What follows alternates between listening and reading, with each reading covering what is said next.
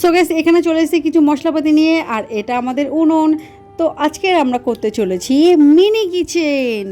তো তার জন্য ফার্স্ট আমরা উনুনটাকে ধরিয়ে নিলাম, নমস্কার জানিয়ে ব্রহ্মদেবকে দিয়ে দিলাম একটু ঘি, কারণ আজ করব আমি সুজি। কারণ এটা আমাদের প্রথম মিনি কিচেন, সেই জন্য প্রথম করে নেবো একটু মিষ্টি কিছু। তো সেই জন্য সুজিটাকে হালকা করে ঘি দিয়ে ভেজে নিলাম, নেওয়ার পরে বাতাসা দিয়ে দিলাম, দিয়ে নামিয়ে দিলাম। তো এইবার করতে চলেছি আমরা চিকেন কষা। তো চলো চটপট করে চিকেনটাকে করে নিই। প্রথমে তেলটাকে দিয়ে দিলাম, দেওয়ার পরে যা মশলাপাতি ছিল দিয়ে দিলাম, দেওয়ার পরে চিকেনটাকে দিয়ে দিলাম। তো ভালো করে দেখো আমরা কষিয়ে নিলাম। কষিয়ে নেওয়ার পরে আমাদের মিনি কিচেনে কিন্তু প্রচণ্ড পরিমাণে ডিস্টার্ব হচ্ছিলো, কারণ ফার্স্ট টাইম করছিলাম এরকম ছোট জায়গায়। তো দেখতে কিন্তু ইয়ামি ইয়ামি হয়ে গেছে। তো চলো ফটাফট করে নিই ফ্রাইড রাইসটা। তো প্রথমে আমরা সবজি যেগুলো কাটা ছিল সেগুলোকে ভালো করে হালকা করে ফ্রাই করে নিলাম। সো গাইস আগে থেকে কিন্তু রাইসটাকে করে নিয়েছিলাম। তো এবারে আমাদের পুরো যে মশলা সবজিগুলো ছিল সেগুলোকে দিয়ে ফ্রাই করে নেওয়ার পরে দিয়ে দিলাম রাইসটাকে। তো ফাইনালি আমাদের ফ্রাইড রাইস হয়ে গেছে। Oh my god, just mix fried rice, oh my god, just yummy.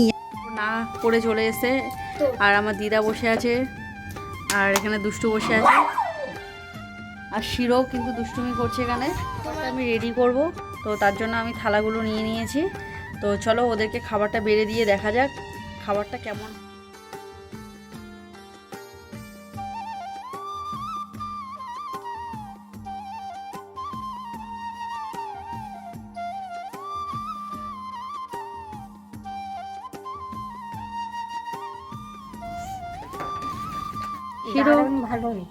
So guys বিশ্বাস করো খেতে এত সুন্দর টেস্ট হয়েছে, মানে বলে তোমাদেরকে আমি বোঝাতে পারবো না, জাস্ট অসাধারণ।